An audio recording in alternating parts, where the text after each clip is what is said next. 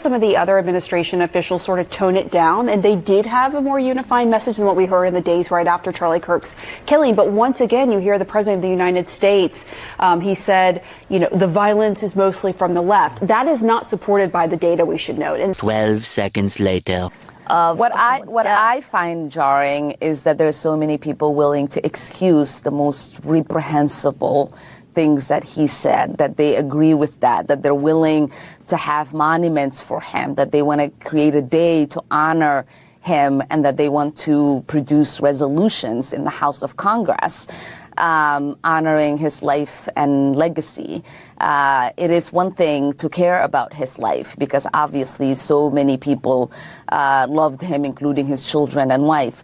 But I am not going to sit here and be judged for not wanting to honor any legacy this man has left behind. That should be in the dustbin of history, and we should hopefully move on and forget the hate that he spewed every single day. Oh, it was dark, it was divisive, it was mean. That is apparently the mainstream media's high IQ and brilliant takeaway from Charlie Kirk's funeral today. And what they're really trying to say is that it was effective. But I want you to understand something very fundamental about what you're hearing. If you take nothing else from this video, just realize that these are not the cries of victory from these people. These are pathetic and desperate whimpers from individuals who understand they are losing. Because the truth is, the journalist class and the Democrat Party witnessed the same exact thing we did today, which was quite literally hundreds of thousands of Americans gathering not just to honor the life of a great man, but to truly catalyze a political and spiritual awakening and a revival in this country. And we're at a moment now where, as the good guys, I don't even want to say the right wing, I'm going to say the good guys, stand at the cusp of an unprecedented political mandate to truly enact positive change, right? To fulfill and make mainstream many of the values that Charlie Kirk spent his life fighting for. Not just in terms of a 51% majority, but a broad consensus in this country. And to further do something, peacefully speaking, about cracking down and shutting down many of the violent terror networks that have essentially operated scot-free for a long time as a paramilitary arm of the Democrat Party, propped up and funded by a lot of the same people behind it all. That is when now CNN wants to say, oh, we need to tone police the good guys. Can we calm it down? Let's take down the temperature. Trump is being divisive. Stephen Miller, JD Vance, they're, not unifying our country. And needless to say, it's completely insincere, because this is just hours after that same exact network allowed Jasmine Crockett on TV to basically try to stoke a race war in the United States. But again, when the good guys are finally waking up and thinking, hey, we need to do something politically speaking, no, wait, they're panicking. That's what this is all about, and that's what I want you to understand. So in today's video, I want to demonstrate and show you some of the ridiculous media reactions about it all. And of course, one of those big criticisms is, how dare you make it political? How dare you discuss politics at the funeral of a political activist who was murdered ultimately for both religious, but also obviously political reasons? It's just ridiculous. These are the same people, of course, who used BLM in 2020 as the biggest voter registration drive maybe ever. Okay, they campaigned off of this stuff constantly. But again, it's not about the principle of it, obviously. It's about the fact that the good guys are about to win. They're talking now about finally winning because of this. And that's why they're trying to basically talk us off of the finish line, essentially, as you can see. So we'll get into it, guys. Do us a favor, though, if you enjoy our content, make sure you hit that like button down below and subscribe to the channel if you are new. Sorry to those of you who tuned into Fox tonight because I said I was going on. They cut the segment for a time, apparently, which is why I'm still in the outfit. So something that happens on TV, especially in live events, it does honestly remind me why I do not work in that industry. Okay, I very much prefer being here, doing it the way I like to do it. But that said, let's get into this. So you could see this from the beginning, as hundreds of thousands of people are there. As the scenes we showed you in the last video, by the way, of literally less than 10 counter protesters you can already start to hear the panic in the voice of CNN reporters and anchors saying, oh, wait a minute. What is going on here? Like, first of all, these people really cared about Charlie Kirk. But secondly, again, the big threat here is not that, oh, we're mourning or we're grieving. It's that, as Stephen Miller talked about in his speech, that we're going to turn that grief into a righteous fury to peacefully do what is correct. So take a listen. We will continue monitoring the event, of course, and bring you all the latest details as we get them. Let's take you on the ground now with CNN's Arlette Saenz, who is in Arizona for us. Arlette, what have you been hearing from the speeches so far?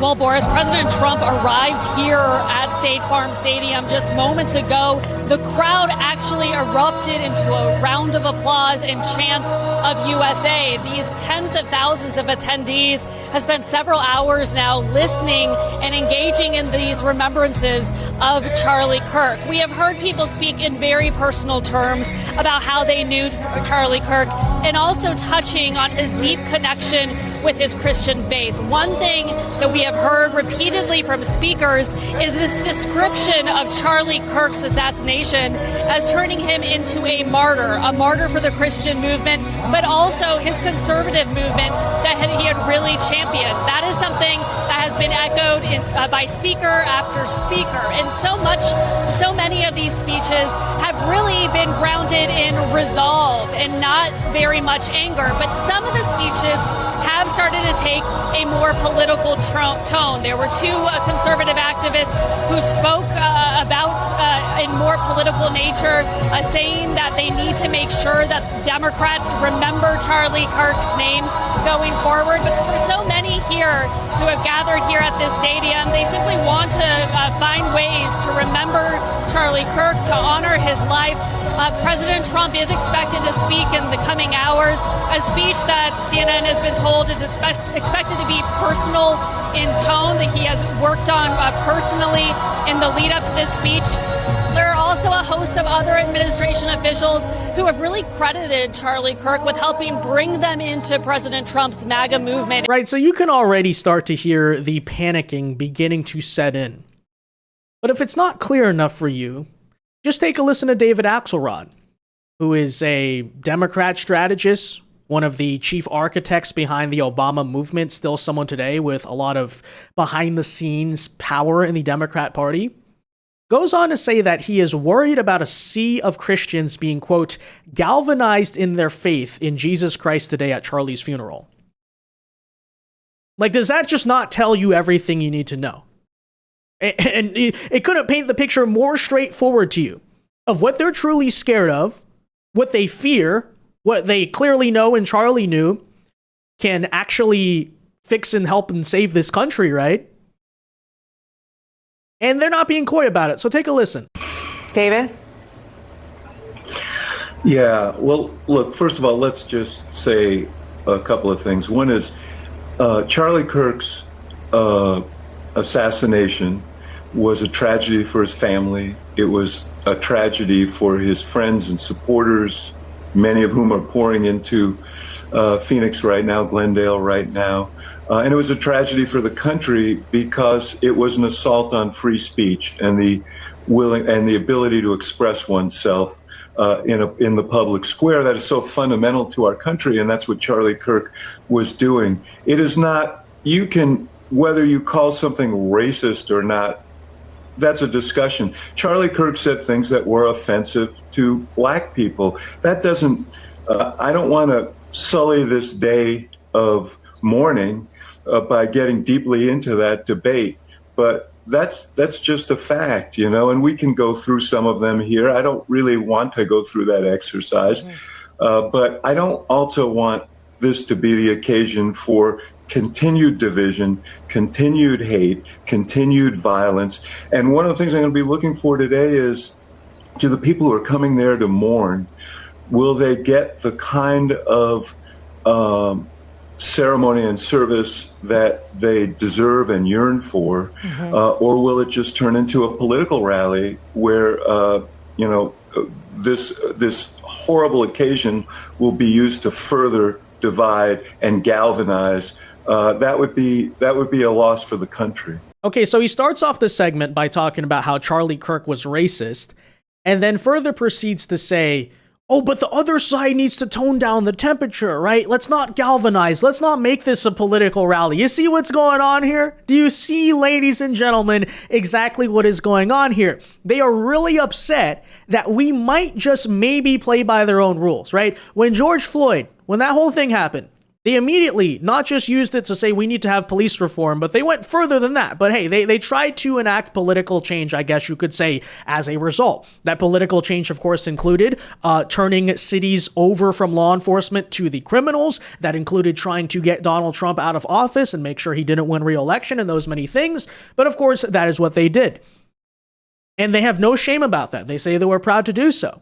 Even in this moment, they're going to memorialize Charlie Kirk by saying he was racist. But the idea that the right wing might ever be galvanized by something, not just because a guy died, but because the guy got killed by a violent leftist, that's division, guys. We can't be having that. Okay. Of course, a similar meltdown I saw was over the fact that Scott Presler was actually at the funeral itself, registering people to vote, and they're registering people to vote at a funeral. What the F? Yes, because how dare they do that? How dare Scott Presler register people to vote at a funeral for a political activist who would have wanted people to register to vote and actually spent most of 2024, not a lot of people even necessarily know this about Turning Point Action specifically, but trying to increase and make sure people registered to vote, right? Which is to say, hey, Charlie Kirk was obviously a political guy. A lot of people are now galvanized, in David Axelrod's own words, right, into politics because of this. No, you can't do this, right? You can't make this about politics, even though, like, we are making it about politics, even though he was killed for political reasons. No, the idea, right, that the right wing would ever wield power in politics is very threatening. And yes, as Red Eagle here points out, yes, indeed, they did this at BLM rallies. But of course, the greatest example of contrast here does come from the one and only Representative Jasmine Crockett, who, as I said in the beginning, went on CNN today to try to stoke the flames and provoke race war. But again, these are the people now telling us we were too divisive in some of these speeches at Charlie Kirk's funeral, where people were literally just saying, carry on his legacy and advocate for the things he advocated for in his life. Okay, so here's Jasmine Crockett, and then we're going to kind of have to take notes here about what is apparently unifying and apparently what is dividing. Okay. Well, on that note, I do want to turn to something that you heard the senator just say, which is he was talking about a resolution that came before the House this past week honoring Charlie Kirk. And there were 58 Democrats who voted against it. You were one. Yeah. Why? Absolutely. You know what? One of the things I do want to point out that's not been laid out that honestly hurts my heart is when I saw the no votes, there were only 2 Caucasians. For the most part, the only people that voted no were people of color, because the rhetoric that Charlie Kirk continuously put out there was rhetoric that specifically targeted people of color. And acting like a bunch of I can't stand the term people of color, a bunch of minority Republican members didn't also vote yes. But anyways, that's besides the point. We understand. She's just, using her whatever moment she can to push race communism or whatever she's trying to do. But again, the right wing is being too divisive. We need to be unifying, but also let's bring Jasmine Crockett on to stoke race war, and that's perfectly okay. Again, do you see what is going on here, right? The truth is that Jasmine Crockett, as dumb as she is, and most of the Democrats, implicitly understand that there is a political nature to this moment. This ultimately is a political moment. I'm not saying it's only about politics, but that's a huge component of it. Which is exactly why they're using their platform to get political, to immediately start saying all this stuff and doing all this stuff. Again, what they're fearful of is that, the right wing is kind of awake now. Like, they might actually do the same thing. They might realize, hey, in this political moment where we have the political power in the federal government of America, maybe we should actually act on that, because there is a political component to all of this. The left's been doing that for years, right? BLM, many other cases, COVID, those are even just recent examples. There's a lot of others. January 6th, right? But wait a minute. the threat that the right wing might actually like operate to win and not just be like permanent losers who are principled losers or just like screaming about, oh, imagine if the roles were reversed or something like that, and we're just getting crushed over and over again. Now that like there's even a chance that might not happen, this is how they act. So just understand that. Again, these people understand it's political. So don't ever sit there and let them tell you, oh, the right wing's being too political about this or the right wing's being too divisive, because they get it. They're just really scared that you might get it. So it is unfortunate that even our colleagues could not see how harmful his rhetoric was specifically to us. And I can tell you that a month prior to him passing away, he had actually gotten out on his podcast. I wasn't aware of this at the time, but he got out there and he was talking negatively about me directly. So if there was any way. Hold on, guys. Okay. Listen.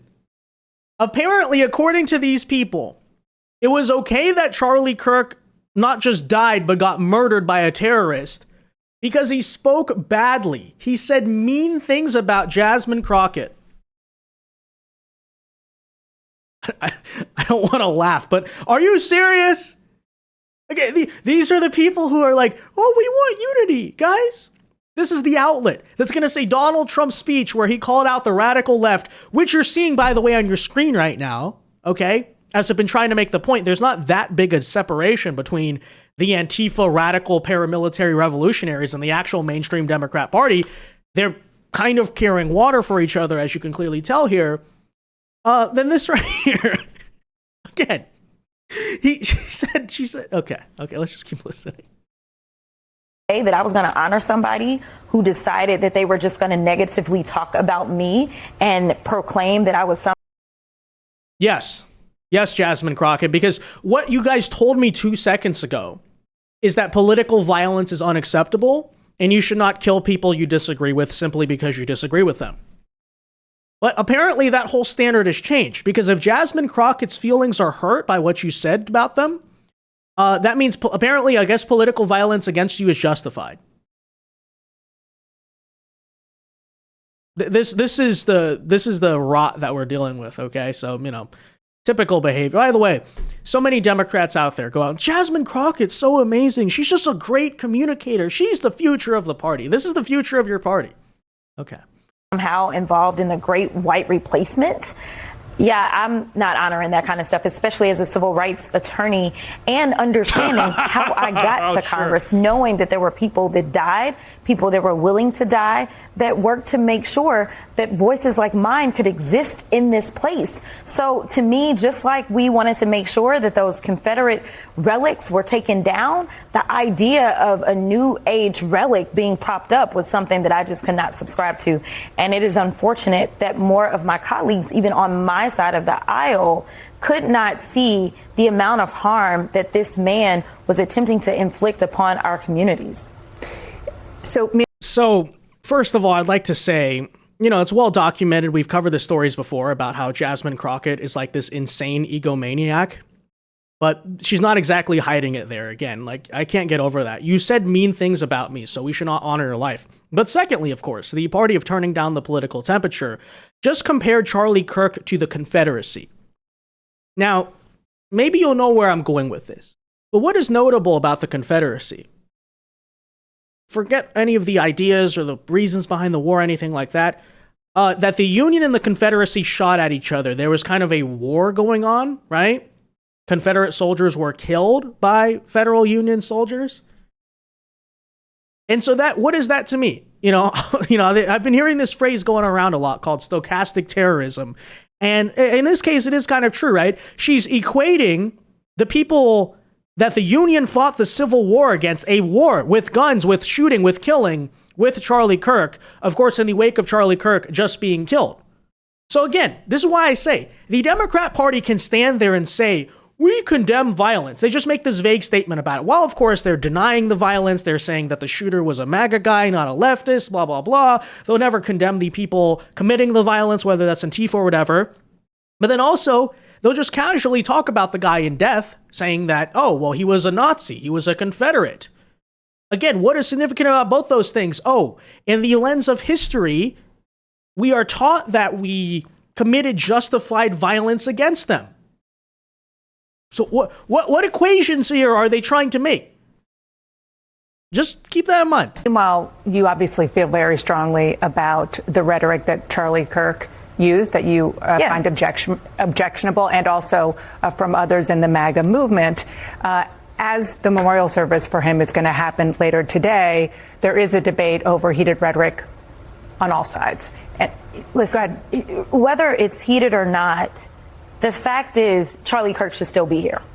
It should not have been that there was political violence that resulted because of the words that were coming out of his mouth, just like plenty of MAGA hates when I mention white supremacy, which kind of tells you where MAGA stands. But nevertheless, they get very upset when I talk about white supremacy. But that doesn't mean that somebody should then try to find a bullet or try to find a knife and harm me. Not in America. That's not who we are supposed to be. Well, let me. Why? You just compared him to the Confederacy. I'm pretty sure that's what the Union did to the Confederacy. You literally just did that and then said you condemn violence. Vaguely, and because you were forced to do so. So does that come off as sincere or not? Because you can say that's not what we do in America, but that is what America, or the Union at least, did to the Confederacy. So which one is it, Jasmine Crockett? Which one is it to the entire Democrat Party?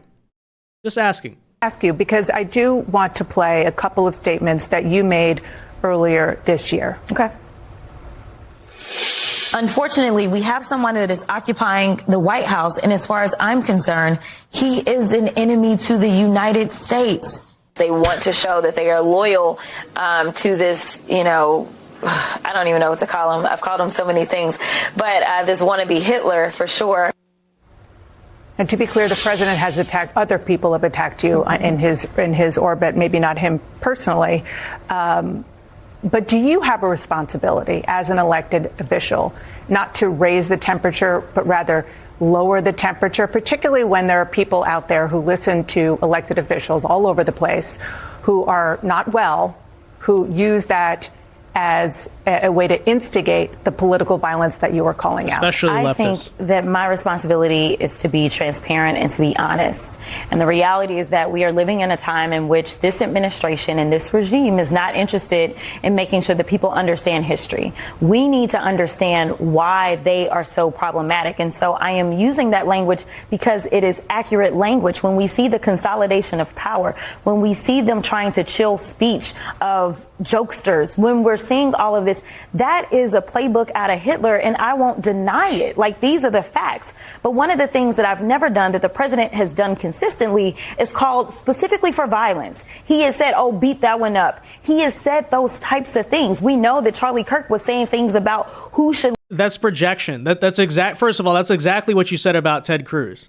Should we find the clip? Ted Cruz, Jasmine Crockett. Here you go. You punch. I think you punch. I think you're okay with you okay with punching. I think, and I love Colin, and I think towards the end he started to punch a little harder. But it's Ted Cruz. I mean, this dude has to be knocked over the head, hard, right? There is no niceties with him, at all. You go clean off on him, right? It's just too easy. I mean, it's just too easy. Because she's not only dishonest, she's just extremely stupid, okay, to point this stuff out. But I don't want you to lose sight of the original question. It was, do you have a responsibility to also tone down the temperature? And one of the top voices, apparently the future of the Democrat Party, just told you no. Just told you no. So why do we have a responsibility to listen about toning down our temperature on, from the Democrats or from the mainstream media? We're not even saying stuff like this, by the way. We're simply saying, hey, the left did this. We're not saying to do it back. What we are saying is to enact political change so that way the left has less political power in America in a peaceful sense. It's not a call for violence, right? It's simply to say, hey, do policies, change things about this country. But yeah, there you have it, guys. According to CNN, we need to tone down the temperature while allowing Democrats to continually speak like this. We need to unify with people like this. And if we say anything about this, if we even just respond and say, hey, look at what the left is saying. That's dark. That's evil. That's divisive, guys. How dare the right wing actually, win? No, Yeah. So you basically get the idea. But with that said, guys, let me know your thoughts on all of this in the comment section down below. Be sure to leave a like on this video, subscribe to the channel if you are new, and until next time, God bless and peace.